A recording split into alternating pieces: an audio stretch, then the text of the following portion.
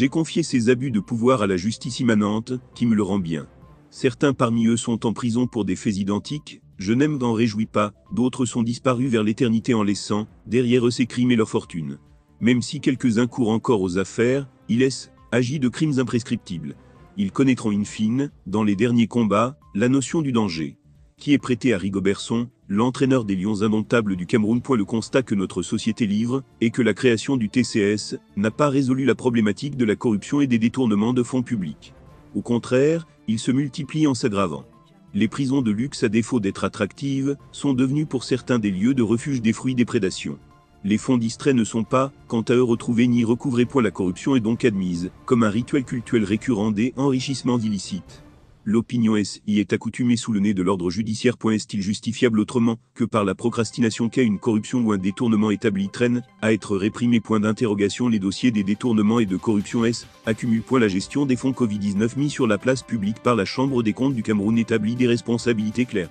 Ils attendent dans les couloirs du tribunal criminel spécial, avec des auditions et des enquêtes bouclées. 180 milliards ont donc été dilapidés par des individus hors des atteintes judiciaires. Faut-il conclure pour l'instant à la procrastination ou ad vitam aeternam? Les dossiers de la gestion du PA et du patrimoine public spolié au port et ses encablures, et bien des autres encore ont fait pchit après avoir fait tant de bruit, et fait couler des encres de très hautes instructions du chef de l'État. Après le challenge de nu, de l'organisation de la CAN, nous avons de très beaux stades aux normes requis par la CAF.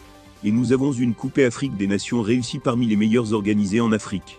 Qui de la reddition des comptes, l'État du Cameroun et ses contribuables, doivent pourtant assumer des emprunts lourds, qui pèsent sur la nation dans ses portefeuilles androgènes et exogènes. Les enquêtes ouvertes, ou instruites sur les décaissements par centaines de milliards des chapitres de la ligne 94 ou 65 au profit des amis n'ont des faits que les interdictions de sortie du territoire ou des passeports retirés. La liste n'est pas exhaustive.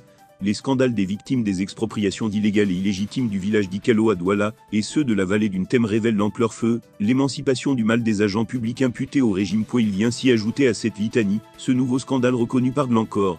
7 milliards distribués à des Camerounais véreux, qui travaillent contre les intérêts de leur pays en conspiration, avec l'étranger. La procrastination n'a jamais rien réglé, et ne réglera rien dans une société en décomposition morale et éthique, où les valeurs pourries dégagent une puanteur de destruction collective, et de charniers humains à venir. Les derniers combats du président doivent anticiper. Les derniers combats de Nongui, l'homme-lion, sont titanesques.